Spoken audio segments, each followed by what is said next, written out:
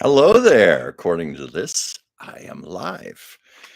And as you can see, I'm still getting ready to do a show. I've been working and I saw it was 5 o'clock and I thought, well, I better jump on here very fast. Hi.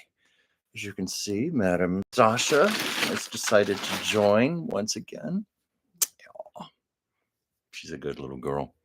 This little cat helps to keep me sane, and sometimes she contributes to driving me crazy.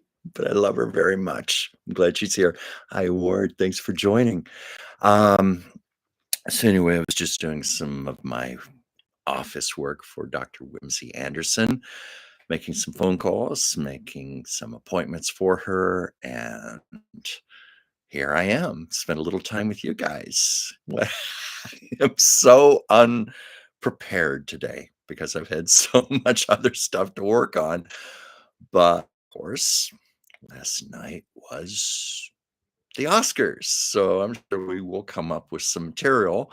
Um, I told of how last year, when I was really in the throes of making videos for this channel, I went to Hollywood and did kind of a man in the streets kind of thing, standing in front of the Dolby Theater and walking around the closed off section of Hollywood Boulevard, just showing the rest of the world what it's like.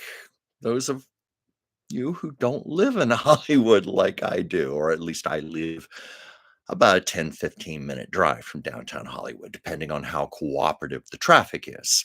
Anyone who's ever been to Los Angeles knows traffic is seldom cooperative. Sometimes it can take 30 minutes to go the short little distance into Hollywood, but I thought it'd be fun to go there. And I debated over doing it again this year. And I thought, well, no, all the videos I made last year are only a year old. They still have a certain amount of shelf life.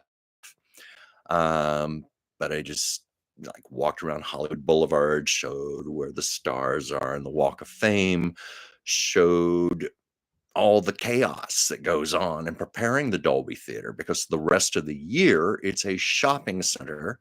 But for this one night, about a week of preparation goes into hand to um, transform the pumpkin into a golden carriage to take Cinderella to the ball. Here's Sasha. She keeps jumping up.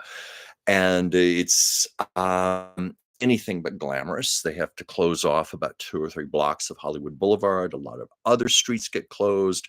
So there is more hellacious traffic than usual in Hollywood. People pass through there to get to the valley and downtown and other parts of the city. Um, there's usually chain link fence up all over the place, jackhammers, the literal rolling out of the red carpet, which is actually quite something to see. Big, big roll of carpet. They actually roll this out onto the sidewalks. And of course, it then has to be covered up with plastic tarp. Um, lot of protection has to go into place. The staircase leading up to the theater has to be prepared. But they do have it down to a science. And of course, this is a city of designers, set designers, costume designers, art designers, just tech people. Anybody who's ever been on a movie set will tell you there's a lot of just technical stuff going on. Carpenters at work.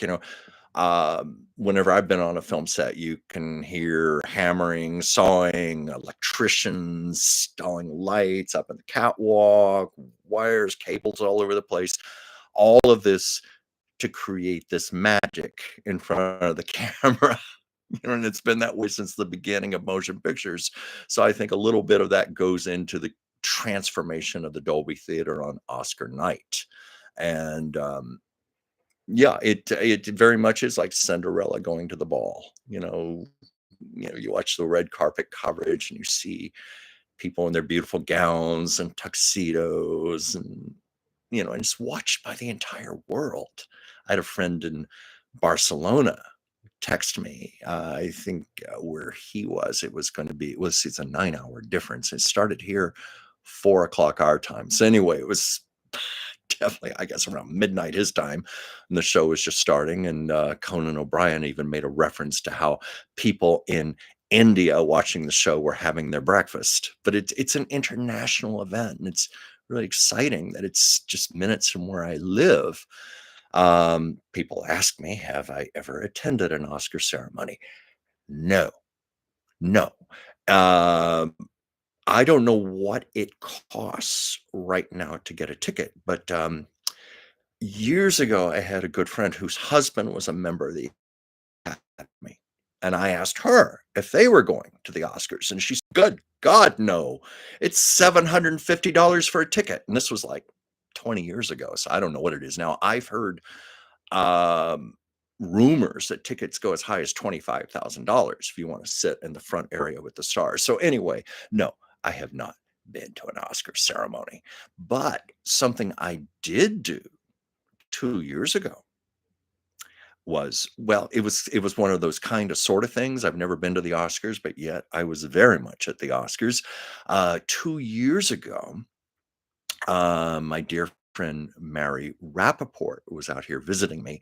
She is the incredible lady who owns Lucille Ball's childhood home in, Jamestown, New York. Well, technically Celeron, New York, which is adjacent to Jamestown, but it's the house where Lucy grew up, and Mary lovingly restored that house from top to bottom. I've told this before. Lucy's brother, who was 91 when he died, her baby brother, outlived Lucy by many years, and, she said his memory was very sharp, and he was able to assist her in restoring the house because he remembered like where pieces of furniture were. He knew what was original in the house, what had been changed.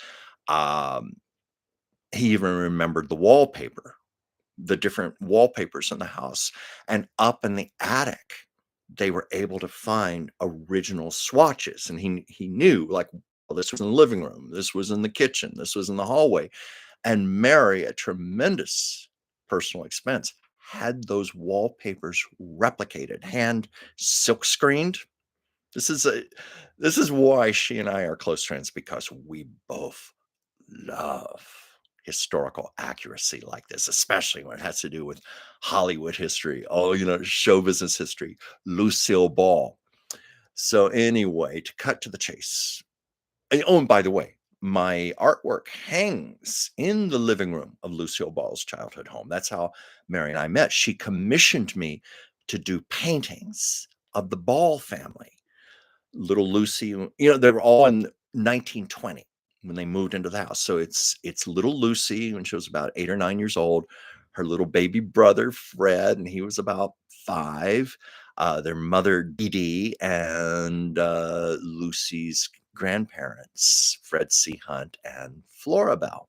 And of course, Fred C. Hunt is the eccentric grandfather who made the family register as communists during the 1930s. And we know what happened to Lucy in the 1950s during the McCarthy era because she was trying to please her eccentric grandfather.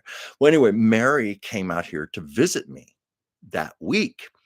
And it was the first night I missed watching the Oscars since I was a little boy.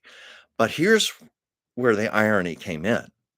Mary graciously took me to the Magic Castle, wonderful nightclub, magicians perform it, just beautiful old Victorian home, which looks like a castle. And it's a landmark here in Los Angeles.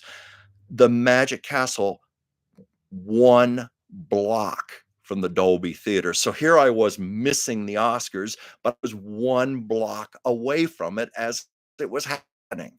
And here's where I kind of sort of made it to the Oscars.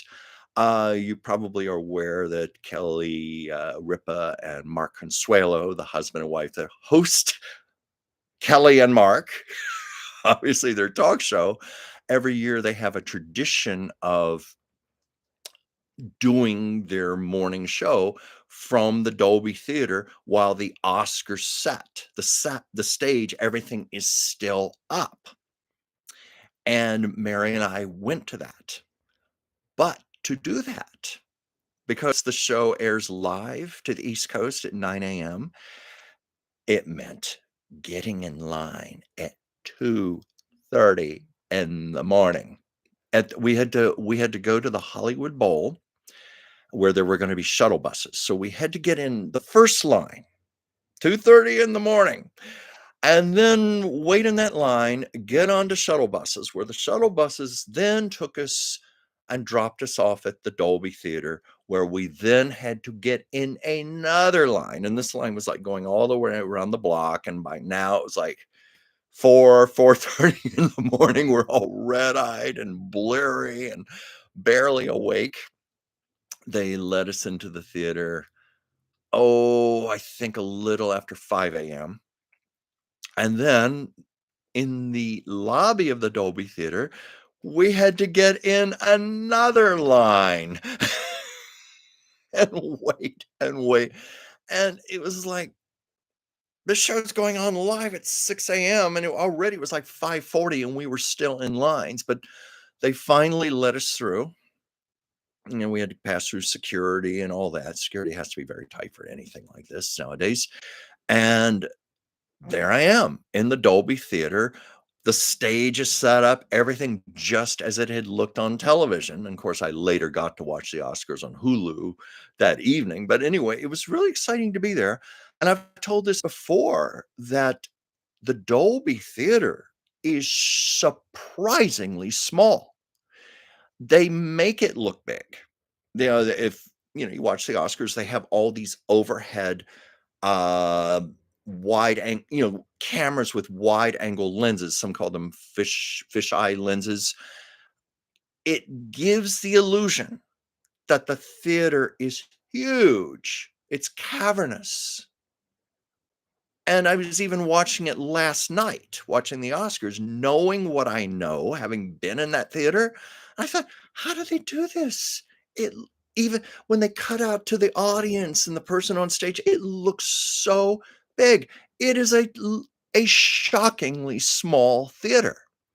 And the only thing I can compare it to, I don't know if anyone's ever been to the Kennedy Center in Washington, D.C., and watches the annual Kennedy Center honors. It's the same thing on television. They make that theater look so large. I've been to the Kennedy Center twice, and it's the same thing. It's shockingly small in person, which of course adds to the intimacy. And that's one of the things about the Dolby Theater for the Oscars. There is a definite intimacy in that theater, where the audience and the people on stage can really have a rapport and an energetic connection.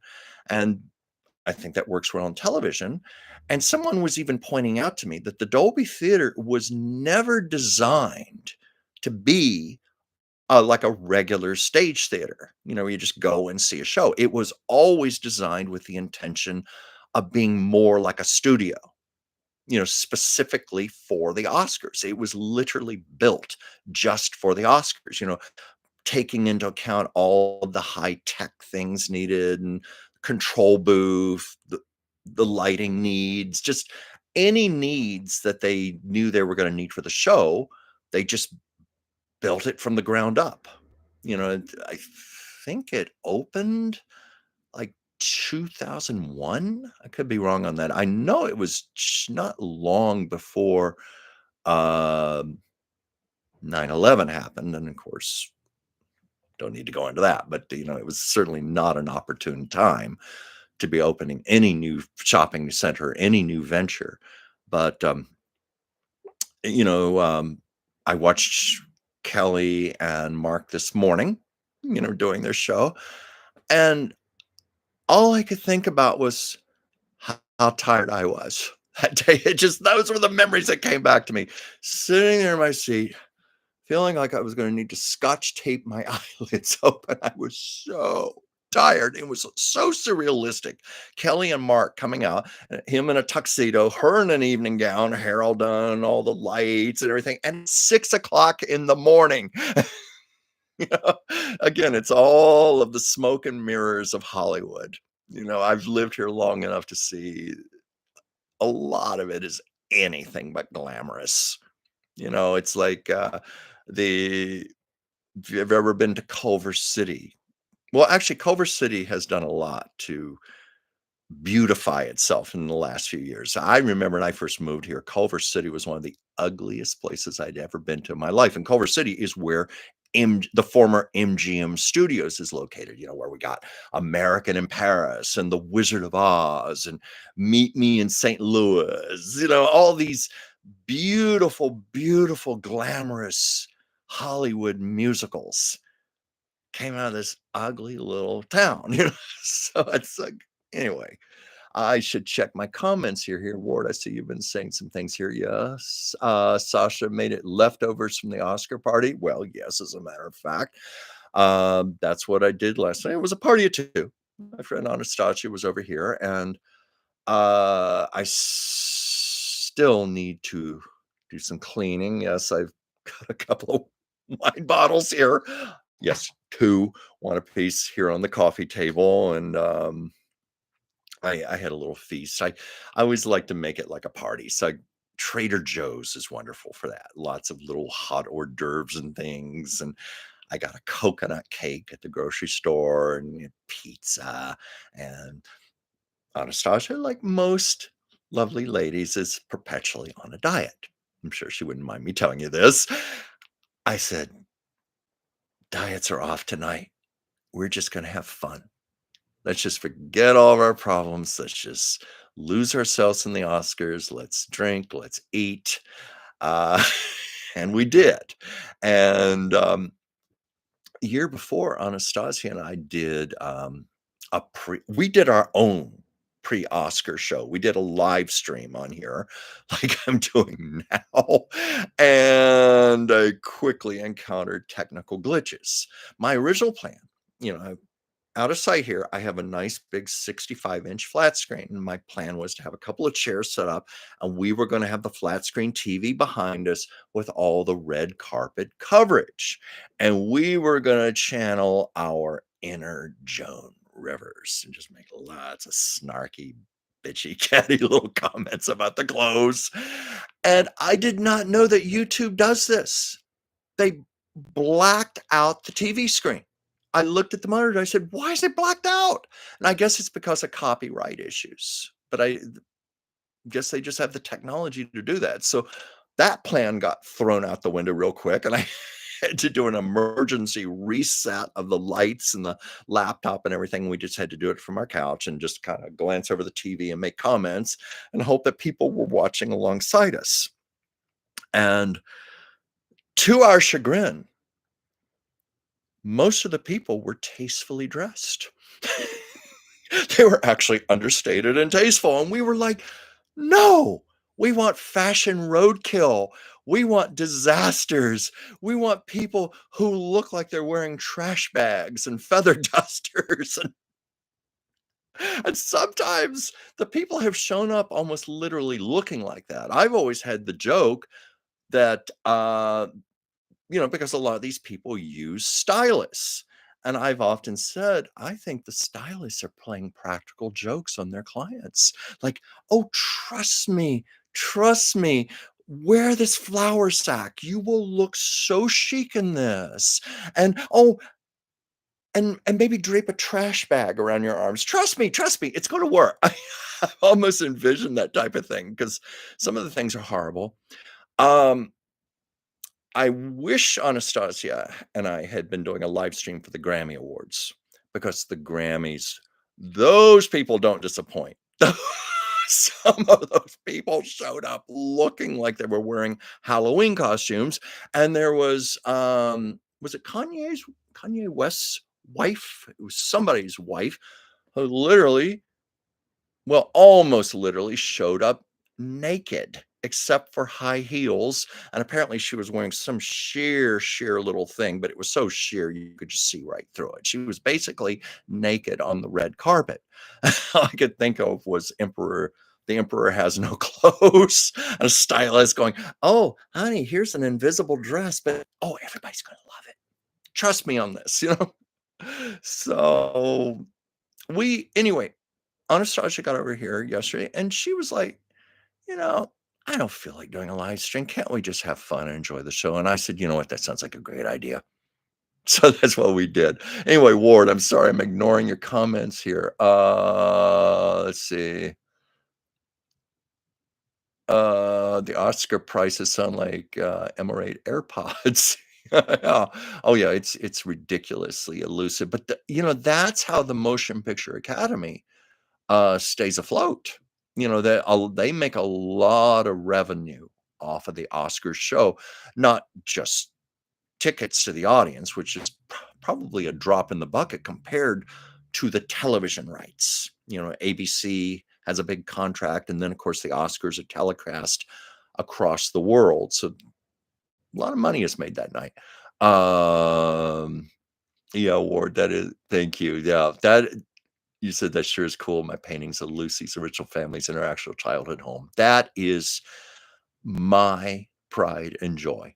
I have two art projects I'm very proud of. The artwork I have in James Dean's hometown, in his hometown, and then in Lucy's, not just Lucy's hometown, but her literal home. I have my artwork hanging. And it was in the 1920s. The family lived there from 1920 to 1927. And of course, here it is, the 2020s, 100 years later. And now my work is in there. And I took it very seriously when I did those paintings. I kept Lucy's autobiography at my side at all times. And I asked Mary to send me samples of the wallpaper in the living room because I put the wallpaper on the easel next to the paintings because I wanted to make sure my color scheme would be harmonious with the wallpaper. Lucy's autobiography with me, and every so often I would just read the section where she wrote of her childhood just to get myself into that energy. And I did my best to just channel Lucy. I just say, Lucy, I just want you to energetically work through me. Any messages, anything you want encoded in this artwork. You don't even have to tell me. I don't have to understand it, but just put the energy that you want into these paintings and let me be your vessel. That's what I tried to do. I put my heartfelt best into those, and um, they're there. Anybody who is ever in Celeron, New York, you can contact Mary Rappaport, and she will set up a private viewing for you. Her husband, Bill, is a marvelous tour guide.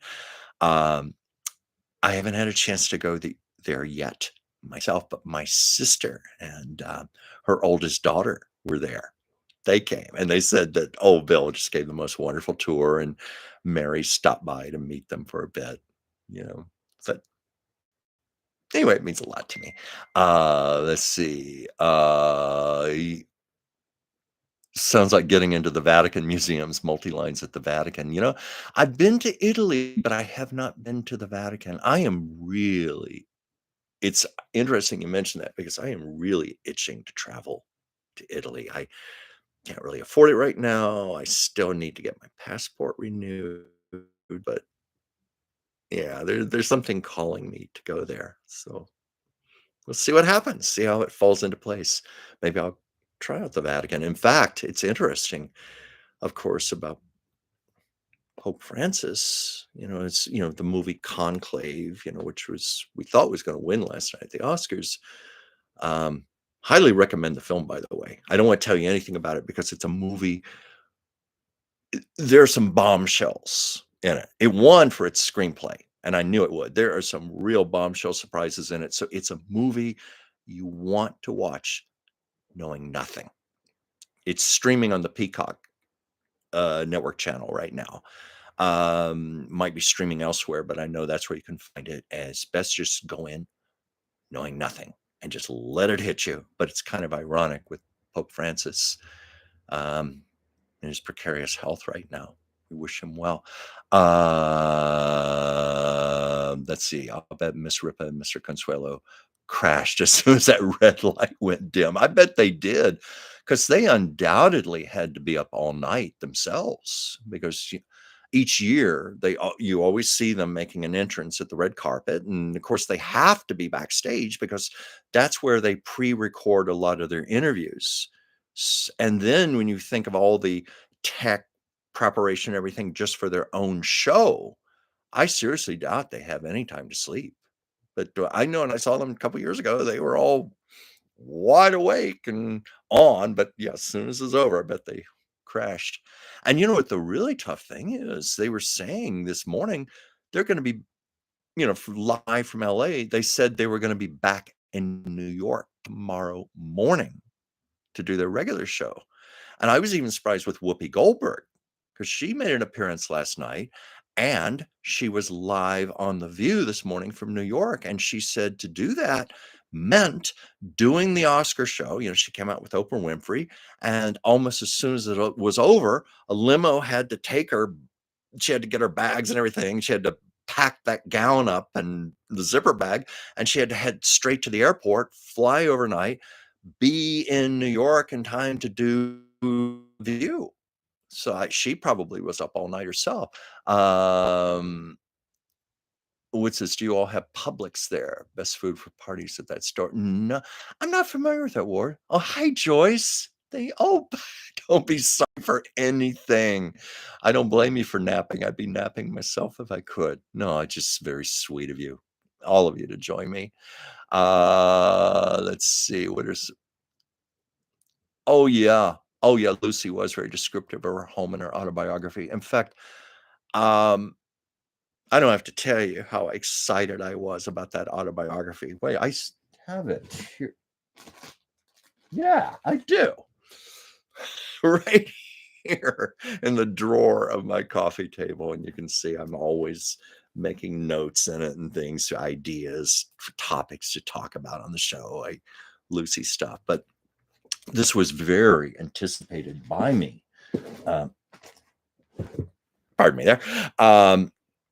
Because when Lucy died, it, what we knew was that she was in the middle of starting an autobiography because it mentioned that in her obituaries, but she had just begun it. And I was like, no, we'll never get to see her autobiography now. Well, as it turns out, it was about 8 years later. Lucy Arnaz was going through some boxes from, I think, from her mother, Lucille's lawyer, some files and boxes. And amongst the things in there was a manuscript for an autobiography that had been written in the early 1960s. And for whatever reasons was never published. I guess Lucy changed her mind. Who knows? And maybe when she was going to do this other autobiography near the end of her life, who knows? Was she going to just start over from scratch, or was she going to take that head start, which goes up to about 1962, and then just take the story from there?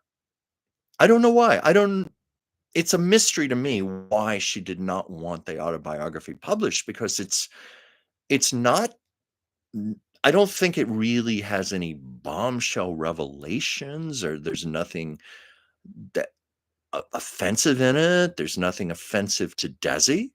You know, that's one thing. Desi Arnaz, he wrote an autobiography in the 70s. Lucy has this one from the early 60s.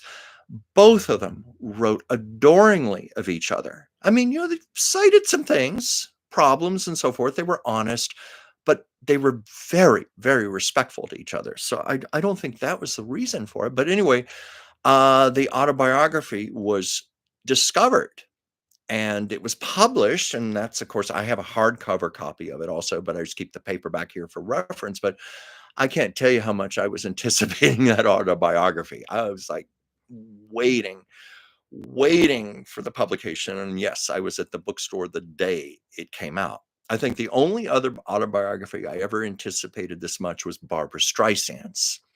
I literally waited decades for that. So yes, what I did with that one, because we're in a modern age now, I ordered the audiobook and on iBooks, and precisely at midnight, it was going to download. Well, being on West Coast time, 9 p.m., I got a little surprise. Your book. has been downloaded. I'm like, "Ah, I have it. I have it." I had waited so many years, so it was so exciting to click the little on button and hear Barbara start talking about her life, and I think I listened for about 5 hours that night. Finally, I had to go to bed. I had entertained this fantasy that I was gonna stay up for 2 days and 2 nights and listen to the whole 48 hours, but I quickly realized that wasn't such a great idea. For one thing, it's not a proper way to really savor and enjoy a book, so I took it a lot more slowly. Let me see some other comments here. Let's see. Oh, yeah, I just saw that were a few, like, a few minutes before I went on about Dolly Parton's husband. Oh, yeah, they were married for 60 years. Carl Dean was his name. He was the few pictures I've ever seen of him, he was a very handsome man. In fact, Jane Fonda even talked about that. Jane Fonda, it was around the time, they became very close friends because of the movie 9 to 5, and Jane Fonda was Dolly Parton's house guest in Nashville once, and she told a story in an interview where she admitted she had a little bit of crush on Dolly's husband. He was so attractive, and she said when she came down in her bathrobe that morning, she and Dolly, Carl was there in the kitchen making breakfast for everyone. He loved to cook, and, anyway, my heart goes out to Dolly. I've told this so many times how I've met Dolly. She's a sweet, sweet, sweet woman. She's exactly in person, lady, for the loss of her husband. You know, let's see. There's some other comments here. Oh wait, oddly, Desi's autobiography stopped with his divorce from Lucy. Yeah, I had not thought about that because Lucy's autobiography basically stops around the same time. I remember because it goes up to about 1961, 62. I'm trying to remember now. I don't know if she had married Gary Morton yet or not, if that was mentioned. I'd have to look at the book. But that's interesting how Desi's book stopped at that point. Her book stopped also. Really something. I know that both of them were just devastated, devastated. They both talked about this independently. Um, they were very, very close for the rest of their lives. Desi gave an interview in the early 80s in Entertainment Tonight, and he was asked about it, and he just said, "Oh, we're very close. We're very close." And he said, "We talk at least 3 times a week on the phone." Reached 3 times, and it's my understanding that when Desi was very ill with cancer for a while, Lucy took care of him in her sorry, I don't know if this will be on camera or not. Lucy took care of him in her guest house in Beverly Hills, so, but I know they both said they each got very ill. They were Lucy said, "Physically and emotionally, we were never the same after that divorce." Lucy almost died of pneumonia. Desi almost died from serious diverticulitis. He had to have, a temporary colostomy, to save his life. So the both became very, very ill. I think it was traumatizing. It was a case where they couldn't live with each other, but they couldn't live without each other either. Let's see here. Question: do you know what became of Edie's son? No, I'm sorry to say I don't. And that's a good question. And I certainly know enough people connected to the family. I could ask, I could find out, but I just don't know offhand. Lucy mentioned a few things about Gary in the last part, but I don't recall Desi mentioning Edie. No, I don't think so either. Um, and I have both books. But yeah, Lucy virtually killed herself doing Wildcat on Broadway. Well, that was right after the divorce. Lucy was a very take charge woman. And She basically packed up the kids, left Beverly Hills for an apartment in Manhattan, and just took it on herself, this big Broadway musical. And one of her friends, her very best friends, Paula Stewart, was in that show with her. Paula is 95 now. I haven't had the pleasure of meeting her. I have communicated with her, but she adored Lucille Ball very much. But basically, it was like, Lucy, why are you taking on something like this? You don't have the background, you don't have the training to do a Broadway musical. A Broadway musical, even for someone like Ethel Merman or Mary Martin or what, Patti LuPone, Audra McDonald, you can go on and on. Any of them will tell you it is very, very hard work. Doing a show like that, 8 performances a week, and what it does to your voice, to your physical body. And Lucy became seriously ill, pneumonia, and also there are theories that's why, because Lucy's voice got really deep and gravelly in her latter years. We all know that. Well, some have theorized. I think Lucy Arnaz even said this. She thinks that's what happened. Her mother damaged her voice, doing that show 8 times a week, without having the full training and preparation to save your voice. And she thinks her mother just never recovered from that. And of course, there was also the smoking and other things. I acknowledge that, but that it did a number on her. And she was so ill. And here's a little story I know. It was Frank Gehry, Lucille Ball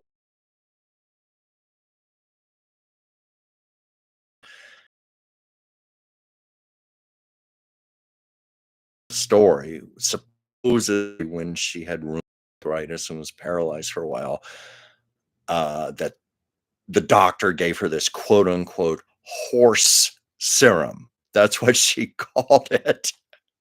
And I brought that up with Frank, and he said, "Oh, I know what that is. Lucy used to say that when the doctor would come and give her antibiotics and injections for her pneumonia, she'd call it the horse serum." So that's where that came from. But yeah, Joyce, you're right. You know that from your.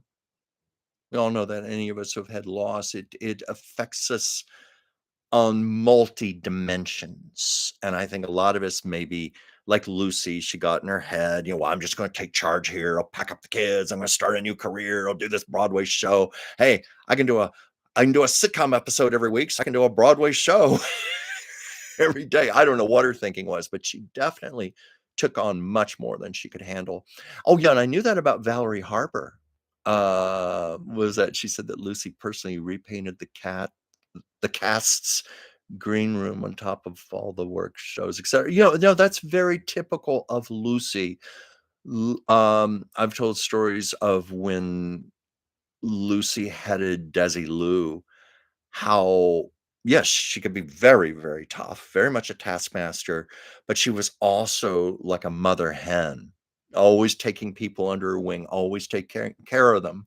That's so Lucy to do something like that, to repaint the green room for the cast. And Lucy used to host picnics, company picnics, where she would personally plan out the menu. She'd personally plan out all the games and the activities. She was very hands-on like that. And I've also told this story.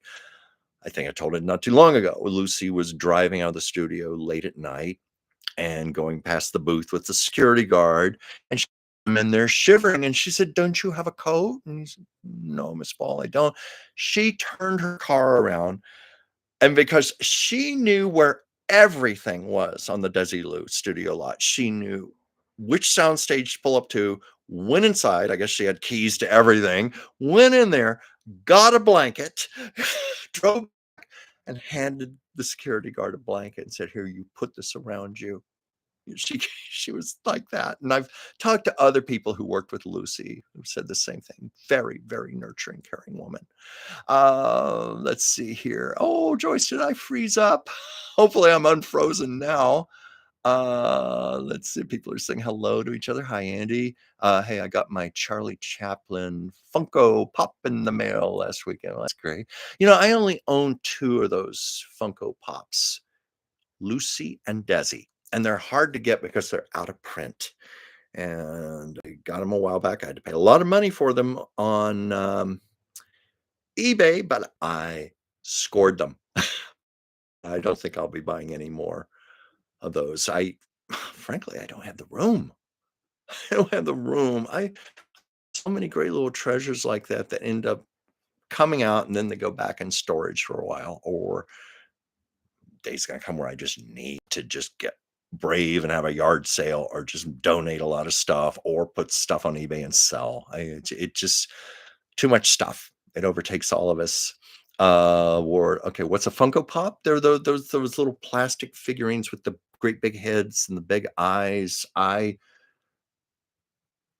You know what? I never ever do this. Walk away from the camera, but if can you pardon me for about 20 seconds? I'm going to go grab mine. I'll be right back.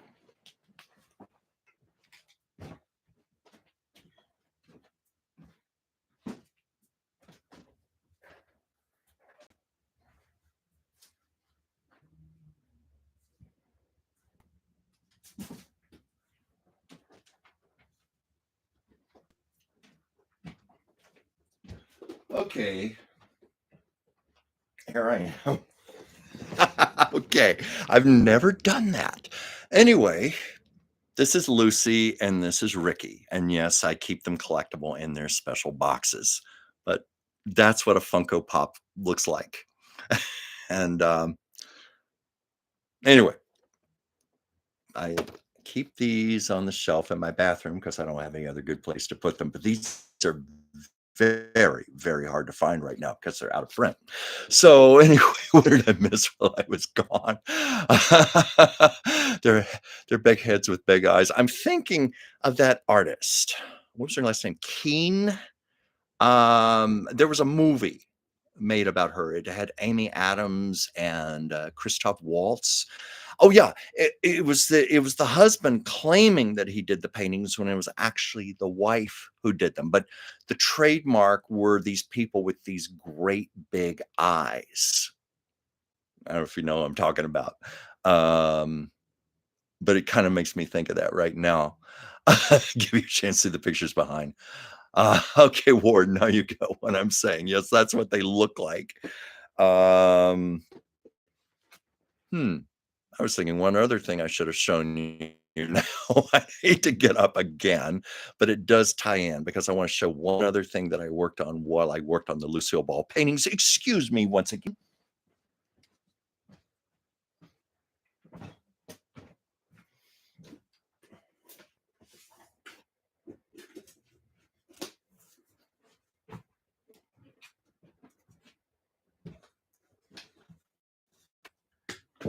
This is something interesting to show. These are actual pieces of Lucille Ball's childhood home. Mary sent me this shadow box frame, and I kept this beside me while I was working on the paintings. These are actual like nails and screws and pieces of wood siding.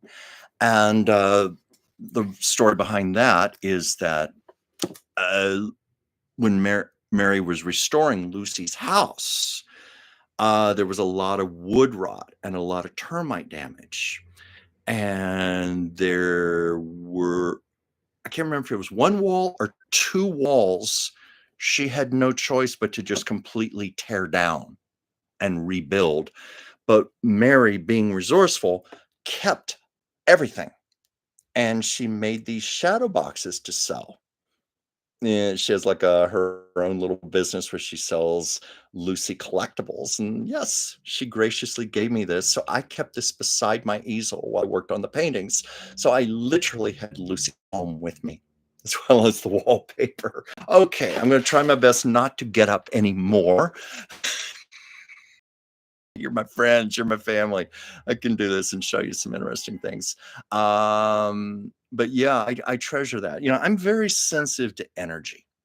Maybe it's one of the reasons why it's hard for me to get rid of things, because especially older things, antiques, things, because I really feel the energy from them. Like I have some things. My mother was a big antique collector, and I have some of her pieces in my home. Like I have a beautiful china cabinet in my kitchen from 1850. Let's see. Where's some other comments here? Yeah, your father was that way, Ward. Yeah.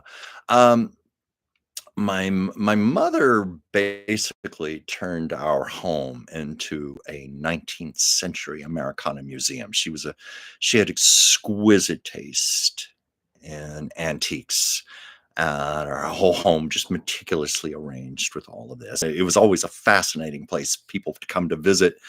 Um, when my mother and father died, there was only so much I was able to take to fit in my little home, and the same thing for my sister. And as luck would have it, because what we did, we together went in on a moving van. My sister lives in Colorado. I'm here in California, and my parents' home was in Virginia. So there was only a finite amount of stuff that we could fit into that moving truck anyway. So it actually worked in our favor, and we chose the things that we most wanted. And like that china cabinet, I grew up with it. So it makes me just feel good. And I go into my kitchen and have something from my childhood there to look at. And I even have my mother and father's wedding china in there, which I don't think they ever once used. It's my understanding that my mother's mother had it imported from England. Um, but I suspect it has a lot of lead content because it's got flower paintings on it, and from that era, it's probably not the safest food to eat off of. It's more just for looks in the china cabinet, and I have filled that china cabinet with a few other things to put my own touch in there, and one of the things I have is in my china cabinet is something that was in Lucy and Ricky Ricardo's bedroom. No, I'm not gonna get up again, but, maybe another show I'll show it, but do you know those little porcelain figurines on the nightstand? It was after Lucy and Ricky had twin beds, uh, I guess to appease the censors. First year they had the single bed, but anyway, they had the little figurines on the nightstand. Well, I have the little porcelain figurine that was on the center nightstand, and I even had a little plexiglass custom case made for it, and I have it in my china cabinet, and that came from Desi Studios, and my dear friend Bart Andrews, who was the I Love Lucy historian and writer, he passed it on to me. Um Yeah, my mother was a lot like Eunice Higgins, but no, she did not have the housekeeping and decorating skills. My mother was actually a wonderful housekeeper. She had impeccable decorating taste, and she was also a wonderful cook. My mother loved to bake. You know, it was my mother was a full-time housewife and mother, and she had the time. Unfortunately, a lot of people don't have this. I don't have it. I have a lot of my mother's recipes. I'm capable of baking, but it's just like, ugh, who can do that anymore? But my mother would, it was for her, it was like a hobby. And I think it calmed her nerves. So we always had freshly baked cakes and pies and cookies. And she was always finding new recipes. Let's see here. Yeah, I know that is I've always a lot of comedians have made jokes about that ward, about the censors making Lucy and Ricky sleep in twin beds after little Ricky was conceived. Yeah, but it was early days of television. In fact, every so often on social media, you know how people are always doing these little television trivia things, and there was a picture of, oh, it was from My Three Sons, Robbie and Katie sleeping in a twin bed, and they were saying, well, this was the first time a married couple was ever shown sleeping together on television, same bed. Well, that wasn't true. I In the comments, I just posted a picture of Lucy and Ricky in their bed, and there was I also found a picture of George Burns and Gracie Allen on their show in the same bed. So I don't know how these things get started. Joyce, your grandmother collected antiques. She had Kewpie dolls hop by in her living room. Uh, you know, I enjoy things like that. I enjoy things like that as long as they have a history, they have a past, sentimental attachment. That's what I enjoy. Um, Chuck, were you thinking of Margaret Keane? Yes, that's who I was thinking of, The People with the Big Eyes. There was a movie made about that. I'd mentioned that with Christoph Waltz and Amy Adams, so where the husband was taking the credit for his wife's work. It's much like that um, movie with Glenn Close a few years back, where they thought she was going to get the Best Actress Oscar, where she was playing the wife of a Nobel laureate, and it turned out that the wife was writing all the books and the husband was taking the credit for them. Let's see. So no bologna sandwiches and Twinkies for your lunch. No, no, no, not unless I would have asked for that. Um, Believe me, I never touched crap like that now. But as a kid, I'll admit to enjoying a bologna sandwich and a Twinkie. So my mother would have done it if I'd asked her, but no, she didn't put that in my lunch. Yeah, it was said Kewpie dolls were based on those early 20th century storybook characters called Kewpies. Yeah, I think they were made out of porcelain, weren't they? Or not porcelain, but like a chalk, like a hardened chalk or something. I think I've seen variations on those. And someone who was a collector, if you call the Mary Tyler Moore Show, also the Love Boat, Gavin McLeod, played Murray on Mary Tyler Moore. I saw a magazine article on him once. He was a big collector of the Kewpie dolls. There was a picture of him posing with all of them. Um,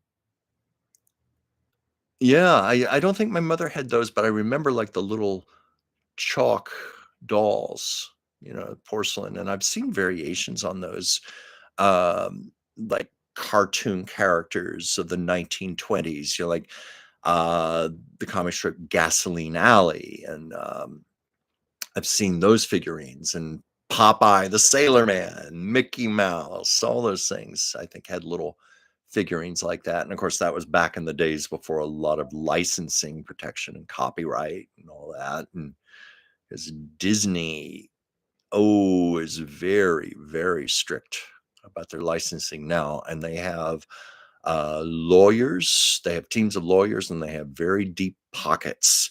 Disney used to, not Disney the man, but Disney Studios used to do things like sue kindergartens and daycare places for having images of Mickey Mouse and Pluto and Peter Pan and stuff painted in murals on their walls. They would actually crack down and threaten them with a lawsuit if they did not paint over the murals.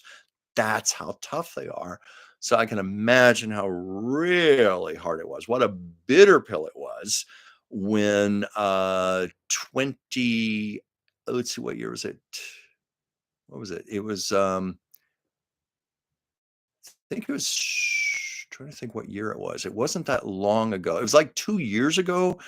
The original version of Mickey Mouse, the Steamboat Willie version from 1928 fell into public domain, and there was nothing Disney could do about that. And then it was this year, Popeye the Sailor Man, as drawn in 1929, fell into public domain, and we're going to end up seeing some really notable things go into public domain in the coming years. All these like great old movies and books and so forth that came out in the 1930s, one by one, they're going to start falling to public domain. It's not going to be that many more years before Gone with the Wind is going to be in public domain.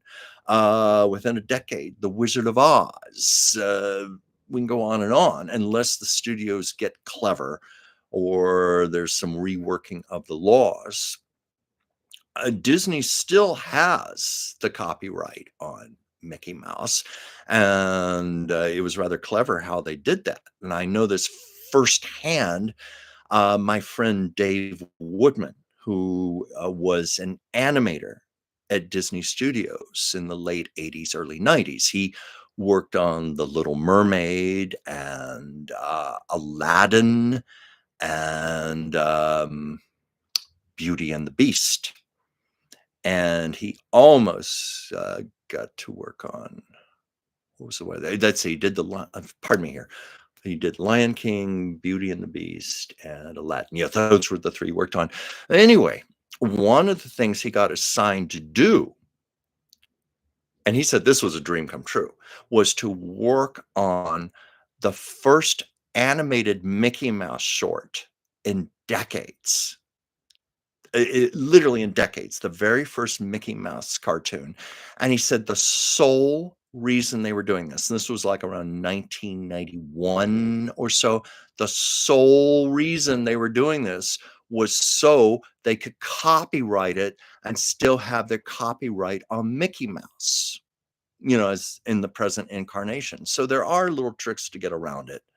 So we shall see. I have some things there are gonna be some things that people are not gonna let go of that easily, especially, families that still make a lot of money off of the estates. So I'll be curious to see how it plays out. Yes, that is true. Mickey was originally going to be Mortimer Mouse. I think it was his wife. I think it was his wife who said, "No, no, that's not a good idea. I don't like that." I think that's where it came from. And, I have some videos on my channel. My neighborhood here in Los Angeles, Los Feliz, is very rich in Disney history. Walt Disney's first Los Angeles home is within walking distance of where I live, and it was just recently restored very similarly, to how Mary Rappaport did with Lucille Ball's childhood home. I mean, whoever owns it just put a lot of love into it and brought it back to life because that house was in trouble. The house was slated for demolition. That's how bad it was. It was just all eaten up wood rot and termites, and it was falling down. And now it looks pristine. It looks just like it looked in 1923. And also Walt Disney's very first studio. His first animation studio is within walking distance of me, and it is now it's a combination mailbox center and print shop. And, I spoke to the owners. They said they had been trying for many years to get historical status, and for whatever reason, they haven't been able to obtain it. But they have lots of Mickey Mouse stuff on the walls and little Disney pictures and stuff, and it is the site of his very first studio. And I've also done videos of his second studio, which unfortunately does not exist anymore. It is now a Gelson's grocery store. And I have done several pieces where I am standing in the parking lot and speculating that I'm probably standing on the very spots where Snow White was animated, the dwarfs, where Mickey Mouse and Pluto and Minnie, they were all first done there.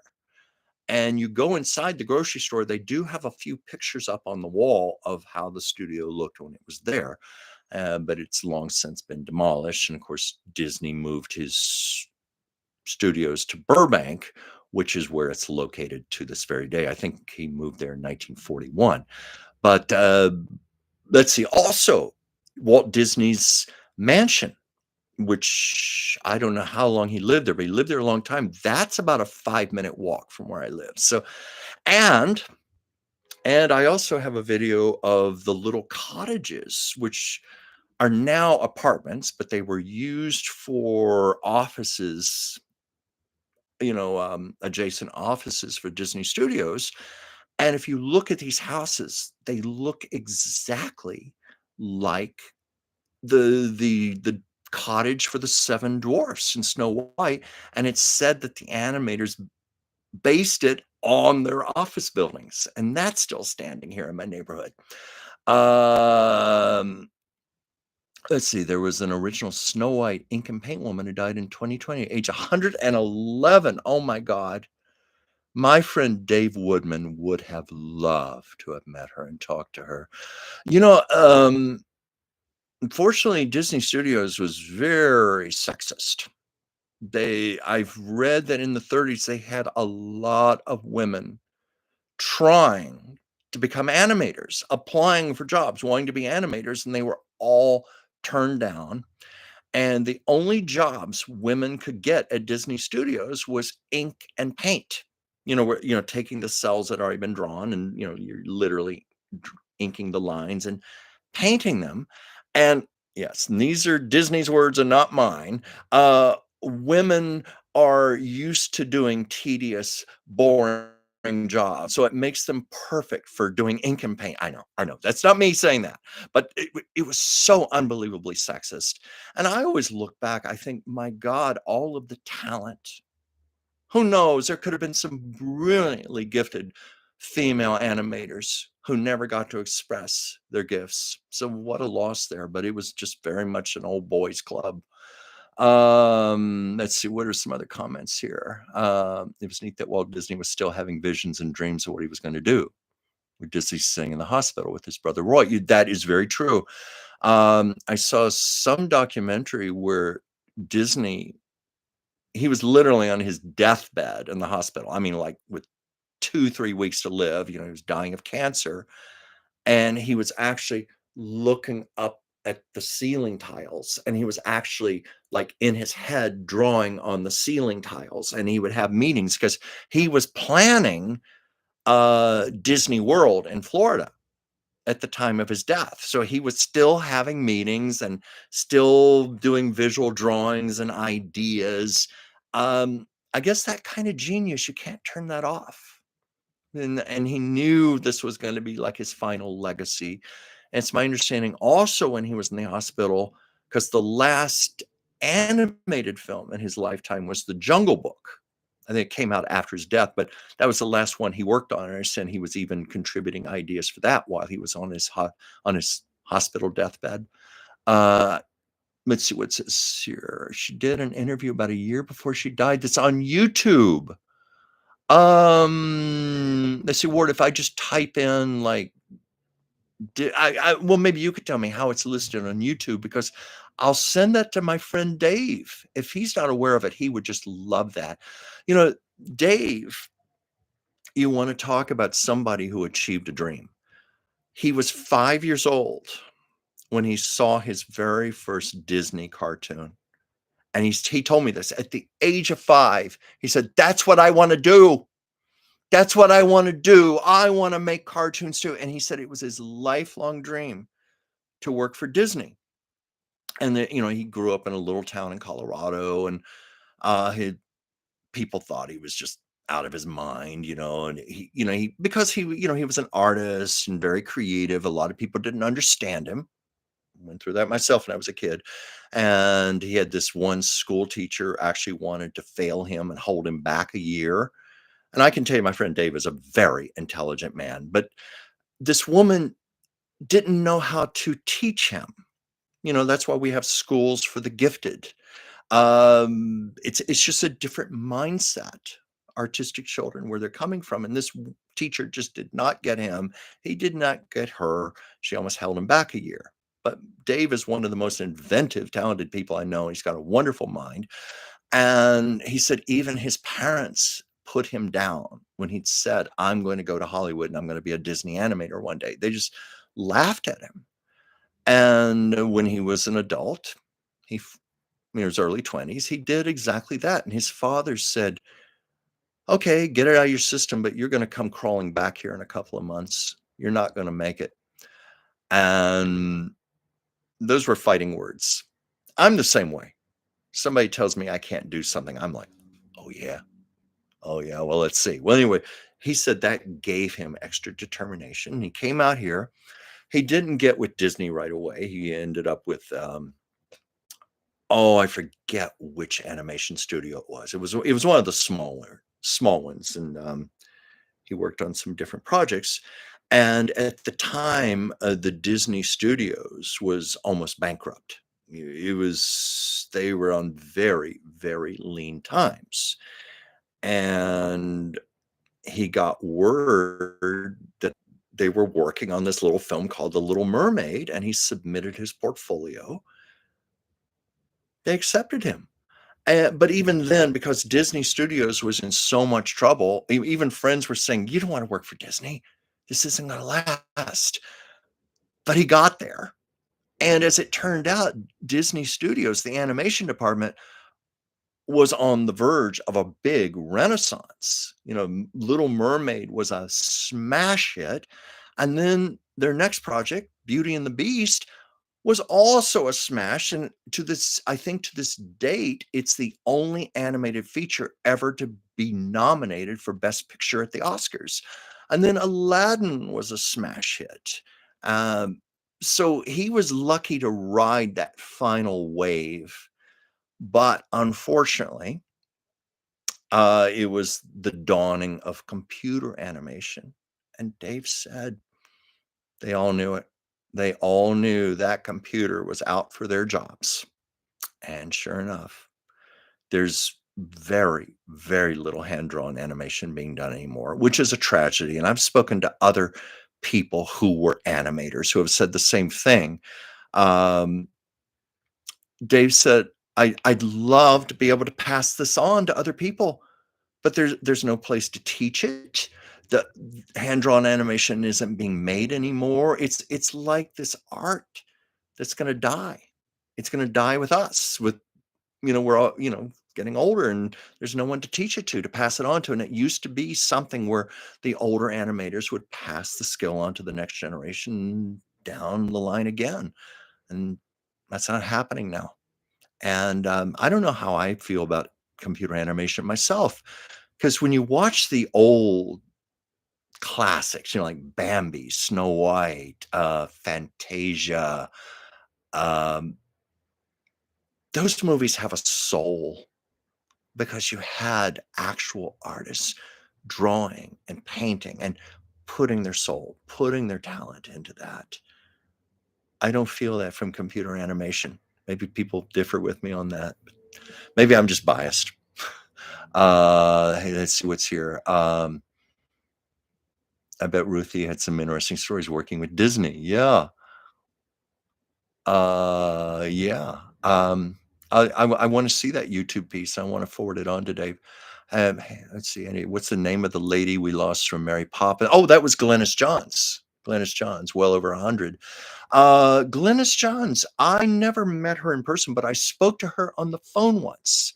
It was when I was in the health industry. And I was working in Brentwood at the time, which is a very posh section of Los Angeles. Unfortunately, Brentwood got hit by the fires, the Pacific Palisade fires. But Glennis Johns used to call the store. I think she would have an assistant come in to pick up things for her. But I did get to chat with her.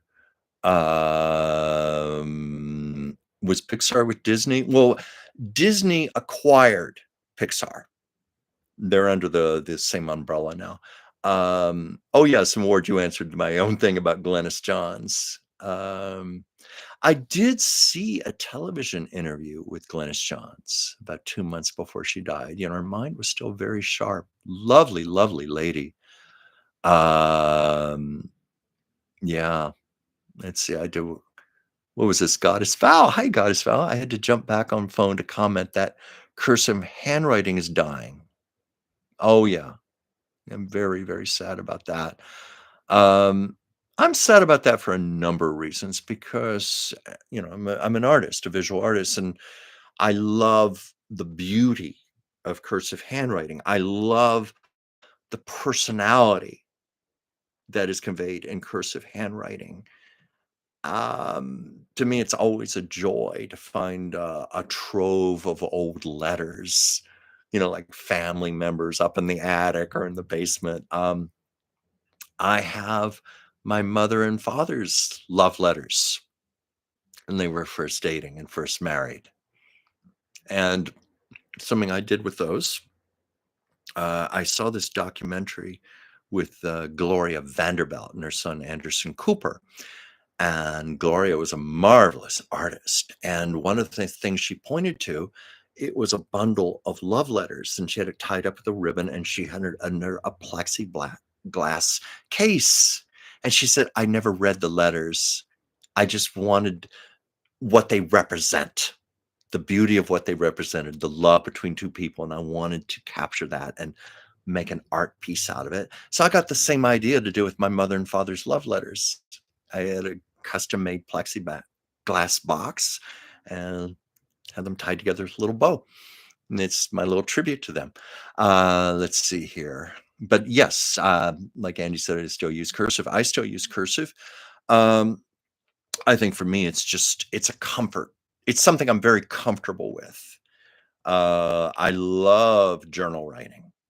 And that's a habit that has stayed with me since college when I had an acting teacher as one of our assignments in class to keep a daily journal because she said it's one of the best ways to learn who you are because you get to read yourself back in third person and see yourself as others see you. So it was a semester long class, and I kept up the journal, and I found I loved it so much that I never stopped. So now in one of my cabinets, I have got I must have a stack of journals this big, those hardbound books with the blank paper in them. That's what I love to use. And I love to write in them. And I may have told the story of my Mont Blanc fountain pen, one of the most decadent things I ever purchased in my life. One of those things where people think you're crazy, you're out of your mind. It was $1,000 pen. It was the limited edition F. Scott Fitzgerald Art Deco Mont Blanc fountain pen, and I have just adored it. I love beautiful design. I love beautiful, elegant design, and I love when I'm writing in my journal just holding it. And I love the little gold and platinum nib on it. I love the way the ink flows. And that's me, the visual artist. I'm just very sensitive to papers and inks and flow of lines. So that's just something I take pleasure in. And my sister once chided me, said, "Would you spend that much money on a pen?" And I reminded her she once spent $3,000 on a pair of earrings. And I said, "No, what's the difference?" I bought myself a trinket. So that kind of stopped it. Um, but no, the pen just gives me great joy. I'm very careful with it. Um, I love the pen so much. And this shows a sense of where my priorities are. It was during the pandemic, and I wasn't working, and unemployment was running out, and money was very, very tight. And my pen stopped working. The little reservoir inside of it was no longer sucking up and holding ink. So my beautiful pen was worthless, and I found out it was going to be $200 to fix it, and it was going to have to be sent all the way to Frankfurt, Germany, and it was going to take 4 months to get it back. Shows you where my priorities are. I actually saved up the money to get my pen fixed. I missed it that much. It was such a part of my life and my daily writing and my journal and my ritual. And yeah, we all have our eccentricities, so that was mine. Uh, let's see, as Mae West once said, "Keep a diary, and one day it will keep you." Yeah, she said that in her infamous Dick Cavett interview, which is on YouTube. I highly recommend that. Mae was about 84 at the time she did that. Still very much Mae West. No ward, the pen, only the nib was gold and platinum, and then the handle was sterling silver, but it was also the fact that it was a limited edition pen. It's actually gone up in value because it was a limited edition. And I can even tell a story there. I had a friend who used to work for Mont Blanc, and he called me up one day because they like to wine and dine important clients, and there was going to be this little event in the private dining room of a very fancy restaurant, and they were short a couple of people, and my friend who worked at Mont Blanc was asked if he would be one of the people to fill in. and they said, "Just dress real nice and pretend like you fit in." And they said, "Can you get somebody else?" And he said, "Who can I think of?" And anyway, he called me, said, "Hey, you wanna go? Wanna go to this dinner?" "Sure." And he said, "Okay, you gotta get really dressed up and you gotta pretend like you're much more important than you actually are." I said, "Oh, sure, I could do that." So it was about 10 people, beautiful little private dining room, gourmet food, beautiful wines, one of the fanciest things I've ever attended in my life. And it was all these clients of Mont Blanc. And so naturally discussion went around to all of the Mont Blanc watches and pens that people owned, and I just mentioned, "Well, just happen to have it with me. I have the F. Scott Fitzgerald," and everybody at the table was like, "Ooh, the F. Scott Fitzgerald. Oh my god, that's my favorite of all time. How did you get that? It's not made anymore." So I was kind of the celebrity of the table because of my fountain pen, and of course, I passed it around the table. Just had to throw that story in. Let's see. Um,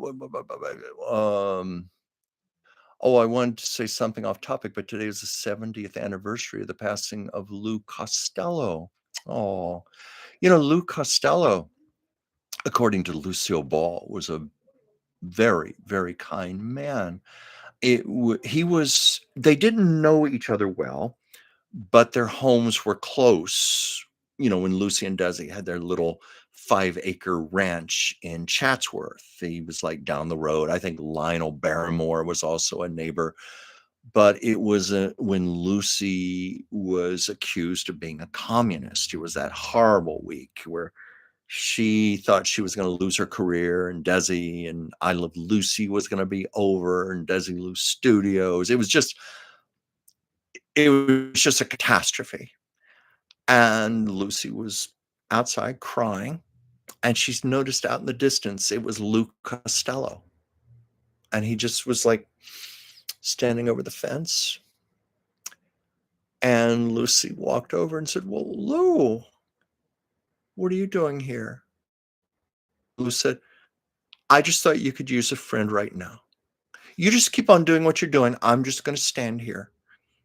I'm going to stay here. And if you need me today, I'll be here for you." So that's the man Lou Costello was, according to Lucille Ball. Let's see, what else here? How is let's see here. Let's see. Talk about pen being mightier than a sword. Wait, Joyce, if you want to be friend, my friend said Fisher's Mo was hypnotized and thought he was in Sing Sing. Oh my God. Oh my God. My favorite, favorite, favorite Three Stooges. I mean, there were obviously a lot of movies where they did pie throwing, but I can't think of the name of this short, but I think it had the record for the most pies thrown. It was like this elegant, elegant dinner party, and of course they had the society matrons and all that, and they were all getting pelted in the face with pies. And it's so silly. It's so silly, but you can't watch this and just not laugh hysterically. And sometimes we just need something really, really silly like that. Um, let's see here. Oh, well, Lou Costello, wouldn't it be cool if he had his phone number in the book just as Stan Laurel did? Well, I told that story about how Stan Laurel was in the phone book, and so was Mae West. And I think that there was some other celebrity we were talking to. I can't remember who it was, but yeah, I wish I had known about that. Of course, I would have been a little kid. My parents would have hit the roof when they saw the phone bill. That was back in the days when you actually had to pay for long distance. If I had had Mae West's phone number back in Virginia, I probably would have called her and been on the phone for an hour or two. Because I did talk to someone who did phone Mae West, and he said she couldn't have been more lovely.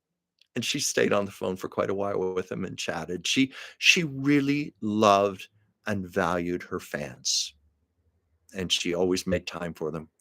Um, Oh, don't forget Three Little Pigskins. Of course, I won't forget Three Little Pigskins because that was one of Lucille Ball's first significant speaking roles on film. And yes, the seltzer bottle. If I recall from that, they were breaking up laughing a little while they were doing that. Those those shorts were done on very low budgets. That's when Columbia Pictures was called a poverty row studio. So I'm sure they did not have it in their budget to be doing retakes. You know, film costs money. So they probably just used whatever they shot. And if they were breaking up laughing, they just kept it in there. Um, yeah, I would have loved to have talked to Stan also. I told the story the other week about Stan and Dick Van Dyke. Dick Van Dyke just got him on the phone and started talking with him, and they became very close friends. Oh wait, Catherine McGregor, Mrs. Olson, Little House was in the LA phone book, and she talked to her fans for hours. Interesting. Now, of course, she wasn't a major star, but I guess maybe that gave her a feeling of that because um, I know I've told all the stories here in Los Angeles. How I'm always encountering famous people. You can't help it. You live in Los Angeles, you're going to meet famous people. This is a city of literally thousands and thousands of celebrities. You factor in all the soap opera stars, you factor in all the situation comedy stars, all the dramedy stars, all the drama, all the movies, stage.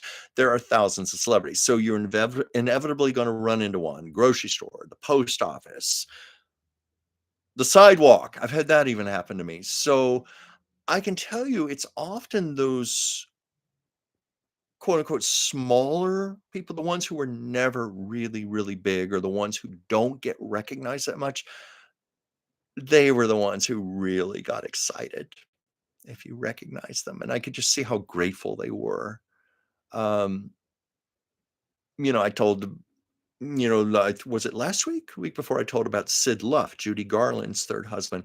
He was someone who did not get recognized very much. However, I saw his name on the credit card and I knew it was him and I spoke to him and he ended up talking to me probably 45 minutes to an hour about Judy Garland and he just lit up. He was so excited to have somebody to talk to. Um, Lynn Whitfield, the marvelous actress who played Josephine Baker and won an Emmy for it for a 1991 HBO movie. I don't think she gets recognized a whole lot anymore. And anyway, I knew her because I loved her performance in that film. And I was helping her with some vitamins. And when I saw the name Lynn Whitfield on the credit card, I just said, Ms. Whitfield, I just thought you were incredible as Josephine Baker. And had that been a theatrical film, I think you would have won the Oscar for that. And she said, you come around here. And she just gave me the biggest hug ever. I could tell it meant a lot to her to be recognized. Um, so I suspect that's what it was like for Catherine McGregor when she'd have people call her on the phone. The short in Sing Sing is called Hocus Pocus. Okay. He told me Cloris Leachman expressed sympathy. Yeah, well, actually, I told you I encountered Cloris Leachman several times, always by accident. One of the times was in a movie theater and we sat together and it was the remake of King Kong. This would have been like, 2000. We were sitting together. We watched the movie together. But anyway, my friend, I had to take him to the doctor's. It was up on the Sunset Strip. And he had one of those uh, boots on. He had to have ankle surgery. And anyway, we were outside and this car pulls up, the windows roll down. It's Cloris Leachman, and she sticks her head out the window and goes, "Oh no, what happened to your ankle?" And I mean, she was so sincere. "What happened to your ankle? Tell me what happened." And she chatted with us for a few minutes. That's yeah, really, really great lady. Really great lady. I loved her. Um, Cloris could be a little kooky, a little nutty, but in the best sense of the word. I have nothing but praise for her, nothing but good things to say.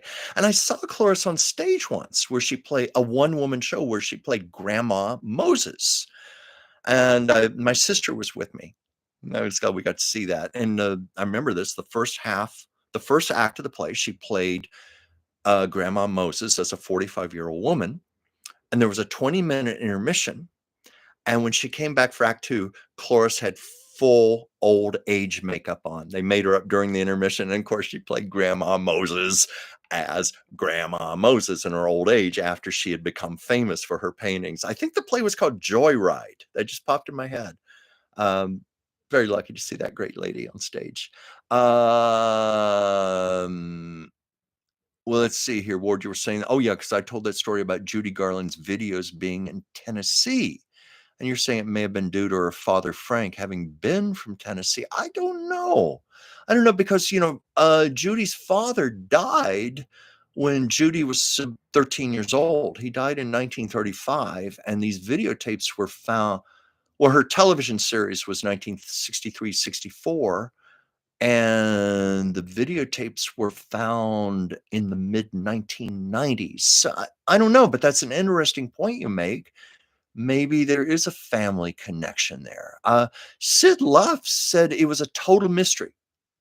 He said, quoting him, he said, I have no idea in the world how those videotapes ended up in a basement in Tennessee because they just thought they were lost forever.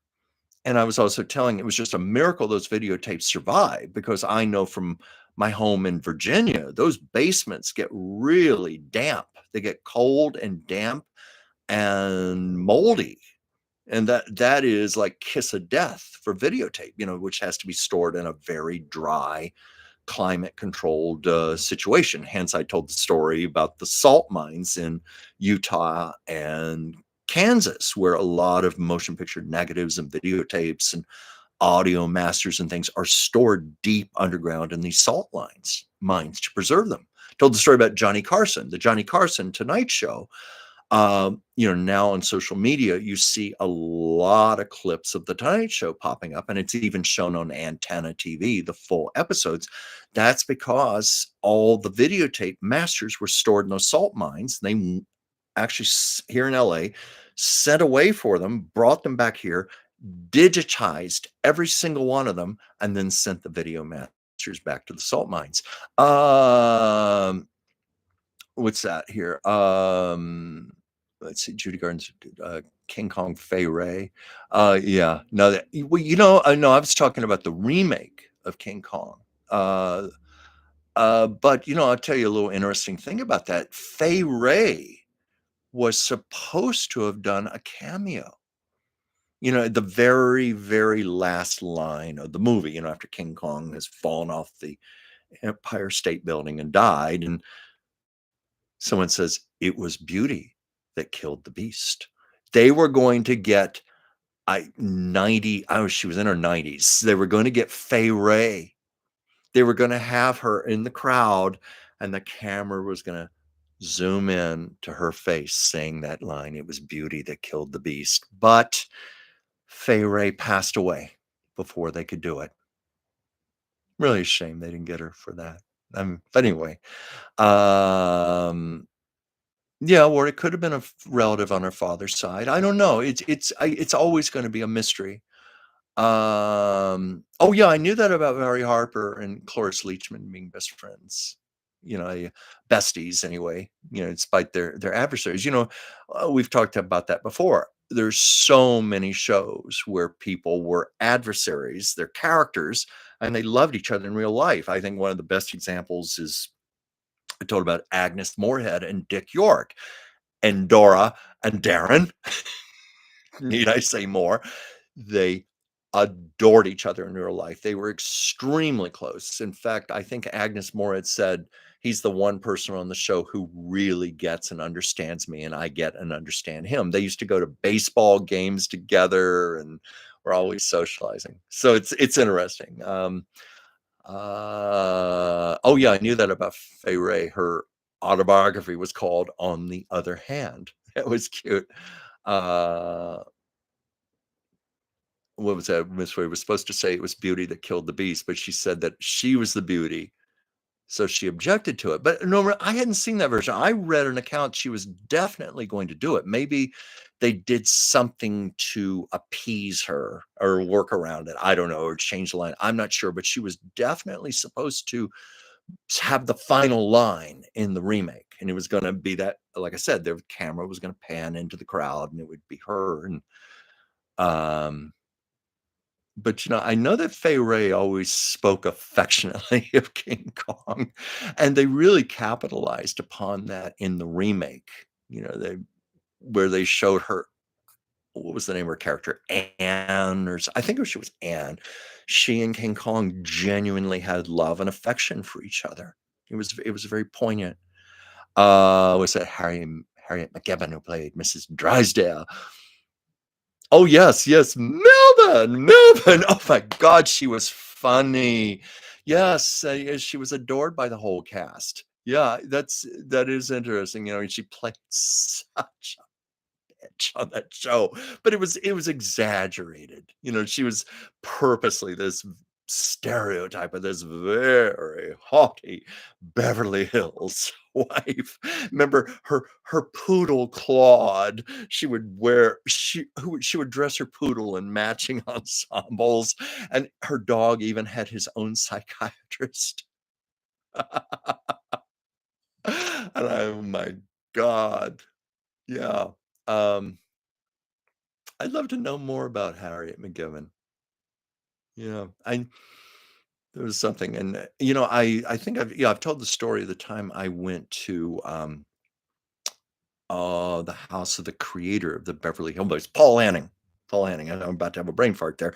Paul Hanning and his wife Ruth. I've told that story, and they had the house filled with all this wonderful memorabilia from Petticoat Junction, Green Acres, Beverly Hillbillies. And I was talking with Ruth, and Ruth was telling me about the set of the Beverly Hillbillies, and she said the thing that was interesting, she and Nancy Culp were the only Democrats. The rest of the cast, conservative Republicans. So they had to be very careful not to talk politics on the set of that show. And this was, of course, 60 years ago, far less volatile than it is right now. But that was something Ruth Henning told me. Yes, I told that story about how he had the miniature version of the cannonball. Yes, I'm very aware they used a real train for a lot of the shots on the show, but they also had a miniature version that they used for shots, and that was what he had. And he had train track running all throughout the house with the cannonball going on the tracks, and he had the track going up on shells on the walls and stuff. It was really cool. And I've also told that story of how when I came into the house, I was with my friend Bart Andrews. He was a literary agent, and he was going to represent Ruth. She was writing her husband's. I mean, I know an autobiography technically is written by the person. She was going to write it for him. And I don't know if she ever found a publisher. I don't think she did. But anyway, Bart was her literary agent, and I just came along for the ride. But when we came into the house, and this was just like something scripted out of a movie, there was Paul Henning in the den in a chair watching television. Swear to God, he was watching the Beverly Hillbillies when we walked in on him. And he pointed, he said hello to us and everything. And then he pointed to the TV, and it was Buddy Ebsen. He said, "Listen to Buddy Ebsen. He had a cold the day we were filming this episode."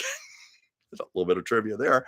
Let's see. Yeah, Jim Varney. He did do a pretty good job as Jed Clampett. And Cloris Leachman. Now here, since I'm going to be leaving soon, I've been on an hour and a half. This is a great way to take it full circle. Cloris Leachman played Granny. Now, I always thought Cloris could have gone a little further with the character. I almost felt like she was holding back. Cloris, the classically trained actress, the Oscar and Emmy-winning actress. I think maybe she was a little afraid to go big over the top the way Irene Ryan did. So she was a little more of a subdued version of Granny, but still, I thought it was a great casting choice. And yes, Lily Tomlin is Miss Jane. In fact, Lily Tomlin was going to turn the role down, and Lily Tomlin's mother intervened and said, "You were born to play Miss Hathaway. Do not turn down this role." So that's why Lily accepted the part. Oh, yes, that's like that. Gertrude Stein did write Alice B. Douglas's autobiography. Yeah, like that, And yeah, Ruth had so many wonderful stories. I wish she had published the book. And of course, Paul Henning used to be the head writer for George Burns and Gracie Allen. And I love Gracie Allen, big fan of hers. And I had to ask Ruth. I said, "Ruth, tell me about Gracie. Did she really talk like that?" And Ruth said, "Oh, yes, that was Gracie's real voice. But Gracie in real life had a very high IQ. She was an extremely intelligent woman. She was just a good actress who knew how to play dumb." And it really, when you watch Burns and Allen, watching those shows, Gracie wasn't really dumb. It's just that her character, it was like she was on another plane of reality. She just saw life differently.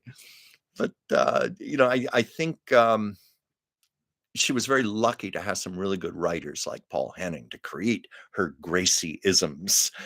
Let's see. Yeah, and you were saying, I love seeing Donna Douglas. I met Donna Douglas once. She was still quite lovely. I think she was well into her 60s when I met her. She still wore her hair, that, those pigtails, that Ellie Mae hairdo. But it was interesting. When I spoke with her, she didn't have a Southern accent. She had more of a non-regional way of speaking. Maybe that was just I suspect that's from when she was pursuing a straight dramatic acting career. Because I think she was originally from Louisiana, so she probably had to lose her Southern accent, to pursue serious roles. But then she gets cast in the role she was born to play, Ellie Mae, and boy, she got to just lay it on thick. I still, those early episodes, I remember.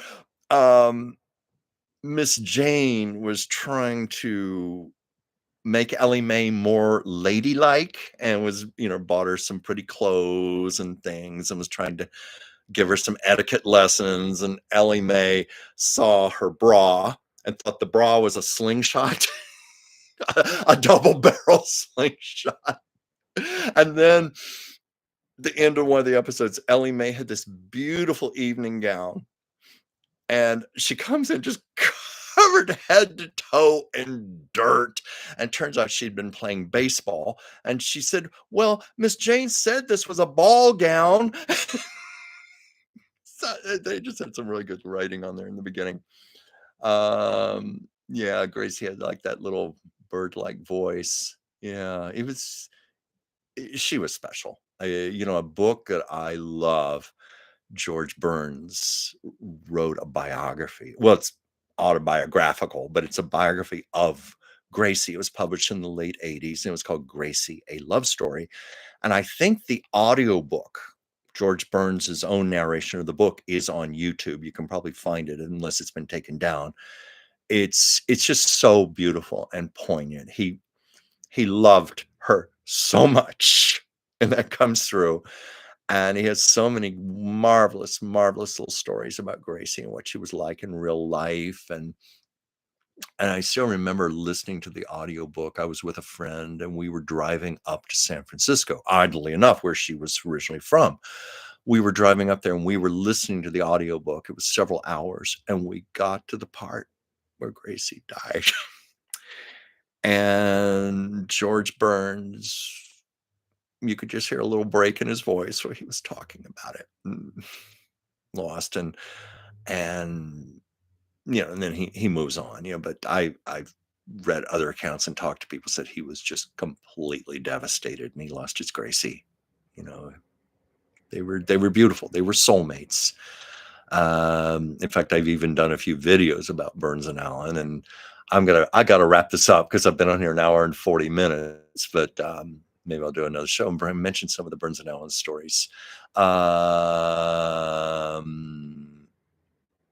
Well, in the if you're thinking Ward, you're mentioning that Twilight Zone episode, I think that was another actress's voice that they dubbed over her for that.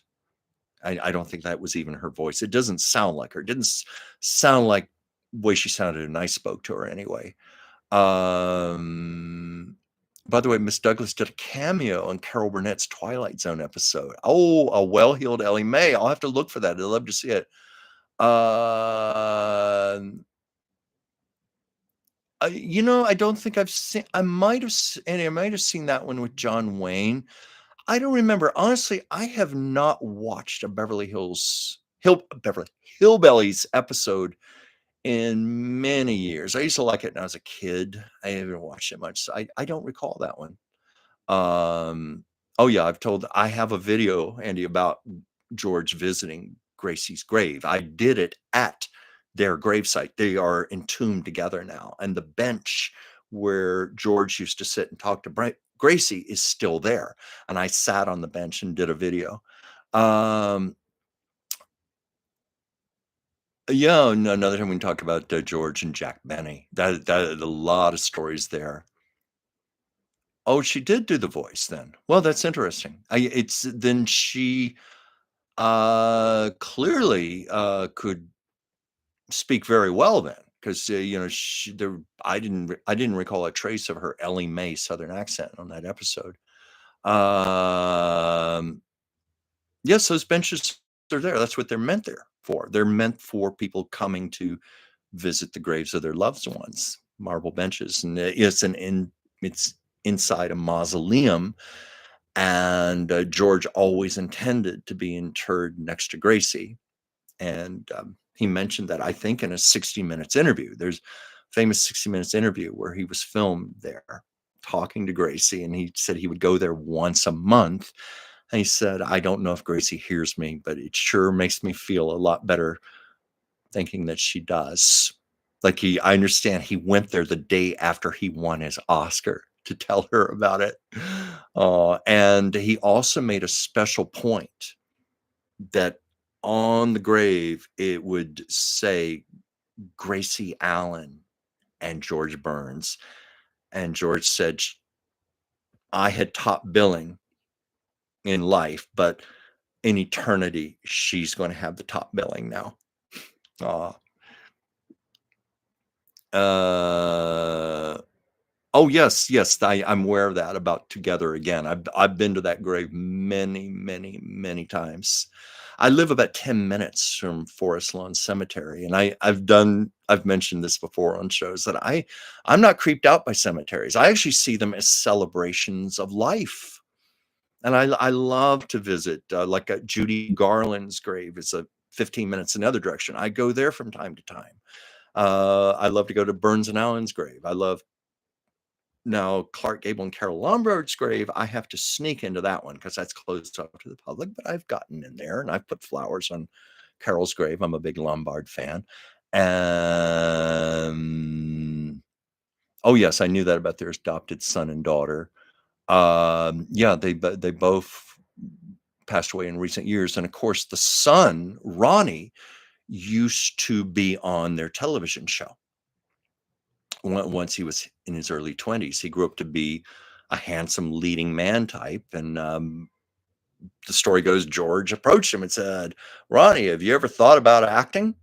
And I read that Gracie was just thrilled when he joined the show. That made it a real family environment to have her husband and her son with her on the set. So she got a big kick out of that. So anyway, I've been on here an hour and 45 minutes. I think I'm going to sign out unless anybody has another question or comment before I go. Yeah, thankfully he didn't sing like George. I love the old radio shows, Burns and Allen. I have a big collection of those MP3, and they always had a running joke about it in the 1940s. George would call himself Sugar Throat Burns, and there was one where Bing Crosby was the guest star, and George warbled a few bars, and Bing said, Sugar Throat, you sound a bit granulated, boy. Yeah, Jack Benny. Yeah, those are those old radio shows hold up surprisingly well. And there are a lot of nights, I don't put on my TV. Because I do artwork, freelance artwork, many times I love to listen to podcasts, audiobooks, but sometimes I'll just put on old radio shows from the 30s and 40s. Very entertaining. Highly recommend them. And a lot of them are available on the internet for free. Very easy to find. You can find them on YouTube. And yes, Mel Blanc was a genius. Oh my gosh. Um, I saw a thing recently. He was in a terrible car accident and he was in a body cast for a number of months in the hospital, but he still worked. They, the Jack Benny show, they would bring the microphones in, and I guess they had somebody like a little control board or something. They'd bring it all into his hospital room, and he would be there in his body cast in traction doing the show. So that's dedication. And of course, I have been to his grave, and I'm sure you know what's on his tombstone. That's all, folks. That's what it says. And I have met Mel Blanc's son, Noel. I met him a few times when I was working in Brentwood. And Noel, I don't know if he still does it or not, but he took over for a while doing the voices like Bugs Bunny. And I remember there was a documentary. I think it was about the making of Who Framed Roger Rabbit, which was the last big thing Mel Blanc ever did. And he had his son Noel with him, and he said, "Noel, do Bugs Bunny, do it for the people, do Noel." And Noel did an impeccable Bugs Bunny. And Mel was saying, it's genetic. My son, because, the structure of his nasal cavities, his face, he looked a lot like his father, vocal cords. He said he inherited it from me. He is the only person in the world I will let do Bugs Bunny other than me. He can do it just as well as I can. So I guess he could do the other voices also. But Noel was a really sweet guy. But anyway, I need to go because I'm going to meet someone at 7 o'clock. Look at my computer. It's 6:49. I've had a lot of fun here. I always love joining you guys, and I really appreciate when you join me on here. Oh, what's that? Speaking of Roger Rabbit, I could never found out character, and that's Jessica Rabbit. Was she a rabbit? No, no, no. She wasn't a rabbit. She was a human. Got to remember, it was the cartoon world. You could be anything you wanted, and of course, it was two women who did the voice of Jessica Rabbit. It was Amy Irving who did the singing voice, and of course, the wonderful Kathleen Turner did the speaking voice for Jessica Rabbit.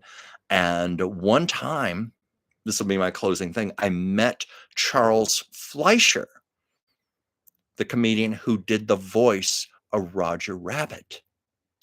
And I asked him to do Roger Rabbit for me, and he wouldn't do it. No, he was very sweet. In fact, he did an impersonation of me. He impersonated me. And I said, "Oh, please do a little Roger Rabbit." And I think he was under some sort of contractual dispute with the studios or something because he didn't feel he was paid adequately or something. So I think it was a sore spot for him. So for whatever reason, he didn't want to do Roger Rabbit. He just went, please. He just did like a little bit for me, and that was it. And he did it kind of under his breath.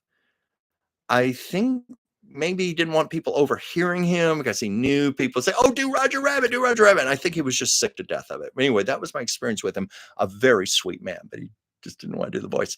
So anyway, Joyce and Ward and Andy, and I don't know who else is still here. I think Goddess Val. Whoever else joins me later in the recording of this, I just want to thank you all very, very much for joining me. It means so much to me. It honors me that you come here to support me in this. And anyway, I'll be back next week. Same time, same place, 5 p.m. Pacific, 8 p.m. Eastern, Mondays. And we'll do this again. And of course, tomorrow I will be co-starring with the wonderful Dr. Whimsy Anderson on her channel, The Oracle of Whimsy, for her show, Taco Tuesdays, which is 5 p.m. Pacific, 8 p.m. Eastern. And of course, that show, we get into a lot of heavier stuff, politics and what's going on. You know who right now, which I try to avoid with this show. So, anyway, thank you all so much for joining. Have a beautiful evening.